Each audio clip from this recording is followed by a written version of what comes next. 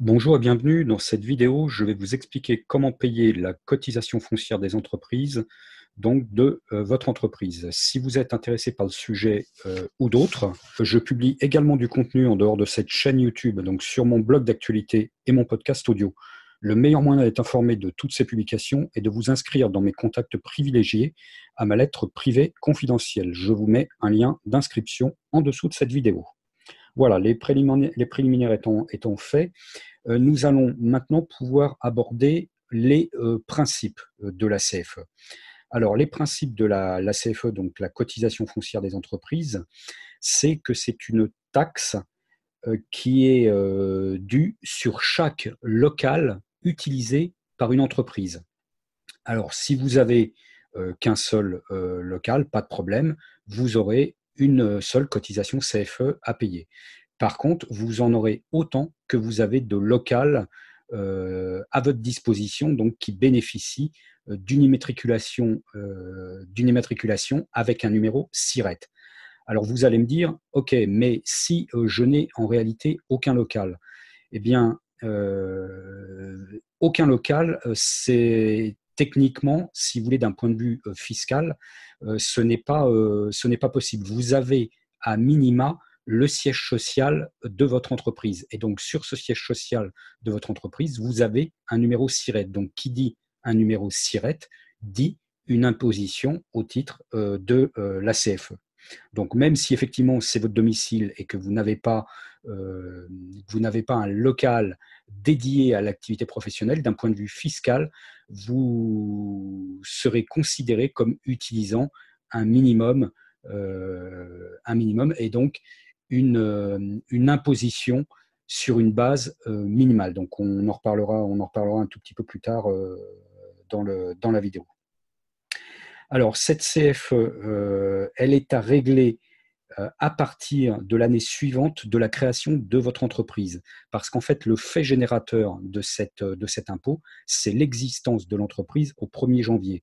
Donc, si vous créez le 2 janvier, vous n'avez pas de CFE à régler au titre de cette année.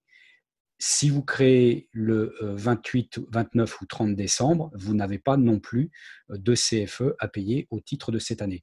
Donc, on voit quand même que vous avez intérêt à créer en début d'année pour bénéficier de la première année sans taxe pleinement, plutôt que de créer en fin d'année. Ça serait bête, par exemple, de créer le 28 ou le 29 décembre pour ne bénéficier que de 2 ou 3 jours de non-imposition à la CFE sur la première année. Donc, il vaut mieux, quand vous avez des projets de création, de le faire en début d'année plutôt qu'en fin d'année. Alors, un autre point de principe, c'est qu'il n'y a pas non plus de déclaration à faire tous les ans, sauf la première année de la création. Donc, quand par exemple vous avez créé votre entreprise le 2 ou le 3 janvier d'une année, au 31 décembre de cette année, il y a une déclaration dite initiale à faire des bases qui va permettre de déterminer les bases de la CFE. Donc ça, cette déclaration-là, j'y reviendrai dans une prochaine vidéo et je vous apporterai en fait toutes les explications nécessaires pour remplir l'imprimé. Alors, un autre principe, c'est que c'est un impôt qu'il y a payé donc tous les ans au-delà de la première année, le 15 décembre de chaque année, sur votre compte fiscal professionnel, donc qui est sur impotgouv.fr. Et donc ça, je vais vous faire voir en détail les manipulations à faire donc dans les prochaines minutes. Enfin, dernier principe, c'est qu'il y a de nombreux cas d'exonération de CFE. Donc, si vous voulez savoir si vous rentrez dans un cas d'exonération de CFE, le mieux, c'est d'aller consulter un article de synthèse qui est très bien fait sur service public dans la rubrique professionnelle. Donc, je vais vous faire voir ça. Donc, on va aller ici donc sur service public. Donc là, dans le moteur de recherche, j'ai juste tapé donc service public. Je clique ici. Donc, je vais ensuite dans la rubrique professionnelle. Et là, je tape cotisation foncière. Bon, vous voyez, donc là, elle apparaît automatiquement dans le moteur. Donc, je clique ici et je fais rechercher. Et je vais prendre donc la première fiche pratique qui est ici, qui est intitulée Cotisation foncière des entreprises. Alors, je vais descendre et là, on a tous les cas d'exonération. Alors, il y a des exonérations qui sont permanentes. Alors, je vais vous en citer quelques, je ne vais pas vous lire l'article, hein, mais je vais en citer quelques-unes qui sont intéressantes, comme par exemple les exploitants agricoles. Donc, les exploitants agricoles bénéficient d'une exonération permanente de CFE. Un autre cas aussi intéressant d'exonération permanente, c'est les artisans travaillant soit à façon pour des particuliers, soit pour leur propre compte, pour leur compte, avec des matières leur appartenant, qu'ils aient ou non une enseigne ou une boutique, lorsqu'ils utilisent uniquement le concours d'apprentis âgés de 20 ans maximum au début de l'apprentissage. Donc, c'est les artisans, en clair, qui n'ont pas de salariés. Alors, qu'est-ce qu'il y a d'autre également comme cas intéressant dans les exonérations permanentes ? Il y a les médecins donc dans certaines zones. Il y a les exploitants de meublés de tourisme aussi pour toutes les personnes qui font du meublé de tourisme qui utilisent leur habitation personnelle, donc résidence principale ou secondaire, en dehors donc des périodes de location. Donc il y a une exonération pour les meublés de tourisme classés et les chambres d'hôtes. Donc ça, c'est toujours aussi bon à savoir. Et ça, c'est une exonération permanente. Ensuite, vous avez les exonérations temporaires. Alors, les exonérations temporaires, c'est principalement les entreprises nouvelles et les entreprises qui sont installées dans certaines zones, comment dire, à fiscalité privilégiée donc des territoires. Et qu'est-ce qu'on peut retrouver d'autre également? Donc, voilà ce qu'il y a au niveau des exonérations temporaires. Donc là, bon, il y a un formulaire de demande, donc ça, je vous le passe. Donc voilà un petit peu. Alors il y a aussi une exonération alors qui est pas dans qui n'est pas citée ici dans ces deux catégories parce qu'elle dépend en fait du chiffre d'affaires et donc on en a parlé il y a quelques semaines dans les médias. C'est l'exonération pour les entreprises qui font moins de 5 000 € de chiffre d'affaires annuel. Alors, je crois qu'elle est citée ici dans les calculs et dans les bases d'imposition. Vous pourrez les retrouver. Voilà, c'est noté ici. Donc, les entreprises réalisant un chiffre d'affaires ou recettes inférieur ou égal à 5 000 € sont exonérées de CFE. Alors, ce qu'il faut bien voir, c'est ce qui n'est pas précisé ici, c'est sur quelle période est basé ce chiffre d'affaires. La CFE de 2019 est basée sur les éléments d'imposition de 2017. Donc, il faut que vous ayez un chiffre d'affaires de 2017 qui soit inférieur à 5 000 € pour être en fait exonéré de CFE en 2019. Donc ça, c'est un point qui souvent n'a pas été relevé. De même que ici, vous voyez, on vous met ici les barèmes de la base minimum de CFE. Donc, je vous laisserai lire l'article, mais vous voyez qu'il y a aussi un barème donc, de base minimum en fonction des chiffres d'affaires réalisés. Et ici, les tranches, si vous voulez, sont des tranches. Enfin, c'est une fourchette qui fait l'objet d'une délibération par les communes ou par les établissements qui fixent les décisions en matière de CFE. Donc, on appelle ça les ECPI également. Donc, c'est communes ou ECPI. Et donc, il doit y avoir une délibération de la commune ou de l'ECPI qui fixe la base minimale dans ces tranches-là en fonction des tranches de chiffre d'affaires. Donc, voilà ce que je voulais vous dire. Bon, après, je vous laisserai aller voir un peu plus dans le détail l'article qui est très bien fait. Je vous invite franchement à le lire si vous voulez comprendre comment fonctionne la CFE. Donc, voilà ce que je voulais vous dire au niveau des principes. Alors, nous allons maintenant nous attacher aux étapes. Alors, les étapes, elles sont relativement simples pour payer la CFE. Il y en a deux. Il faut déjà avoir créé son compte fiscal professionnel donc sur impotgouv.fr. Donc, je vous rappelle, hein, si vous ne savez pas, donc là, je tape impotgouv et on va accéder au premier site qui est impotgouv.fr.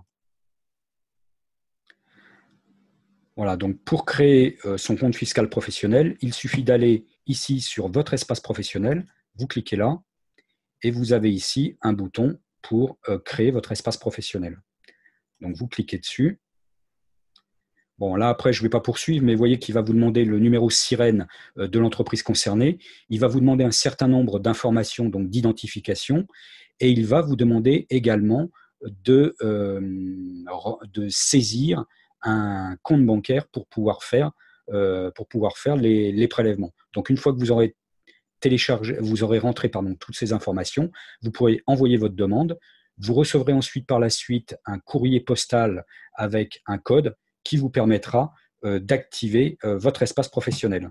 Alors, ça met quand même suivant les périodes et les régions, quand même des fois un certain temps. Ça peut être d'une à 2 semaines en termes de délai. Et donc, une fois que vous avez reçu ce courrier, que vous avez le code, vous pouvez venir ici pour activer votre espace et vos services.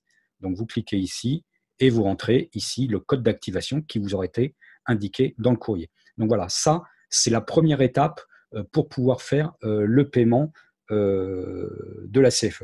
Donc ensuite, la deuxième étape, c'est de vous connecter sur votre compte fiscal professionnel pour pouvoir faire le paiement.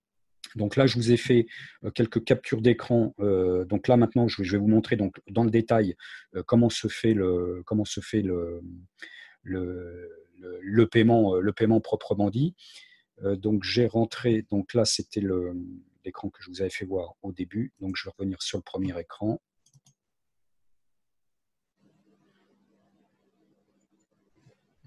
Voilà, donc le premier écran, lorsque vous vous connectez sur votre compte fiscal professionnel, vous arrivez ici.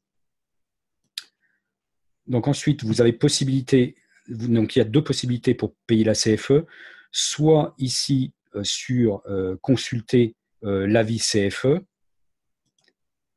soit ici dans payer CFE autre impôt. Donc moi, comme je n'avais pas téléchargé l'avis d'imposition CFE, je me suis connecté par ce biais-là, consulter avis CFE. Donc quand on clique ici, on arrive après ensuite sur cet écran-là, où vous avez un petit paragraphe d'introduction, et vous avez ici un bouton d'accès direct aux avis CFE. Donc, j'ai cliqué dessus et je suis arrivé ensuite sur cet écran-là, donc qui récapitule les différentes années et qui met en évidence la dernière, donc 2019. Donc, pour avoir votre avis d'imposition, il suffit d'aller cliquer ici sur avis d'imposition. Vous arrivez donc ensuite sur cette fenêtre qui vous donne en fait l'avis d'imposition. Donc cet avis d'imposition, je vais ensuite, pour le conserver, je vais sur la rubrique ici imprimer. Donc je clique tout en haut du menu sur imprimer ici. Et j'arrive, donc il m'ouvre une petite fenêtre complémentaire, et où il me demande si je veux imprimer tout le document, la page en cours, la notice, les renvois ou la liste des demandes. Donc là, moi, j'ai cliqué sur tout le document. Et en arrivant sur tout le document, on arrive sur cette fenêtre-là qui m'indique que la demande a été prise en compte. Par contre, on voit ici qu'il y a la petite pastille bleue. Donc la petite pastille bleue m'indique que c'est bien pris en compte, mais que le document n'est pas encore disponible. Donc il faut attendre quelques secondes, 5 ou 6 secondes, que le bouton ici devienne vert. Donc au bout de quelques secondes, le bouton devient vert et il y a un bouton imprimer qui s'affiche. Donc on clique ensuite sur ce bouton imprimer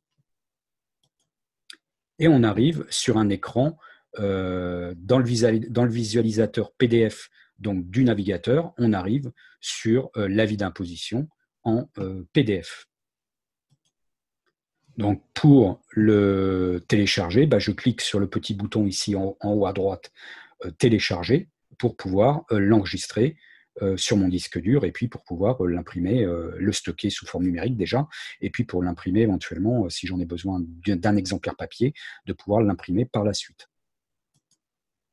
Voilà, une fois que c'est fait, donc, je reviens automatiquement sur le formulaire qui avait été affiché au départ. Et là, je vais aller pouvoir maintenant cliquer sur le bouton « Payer ».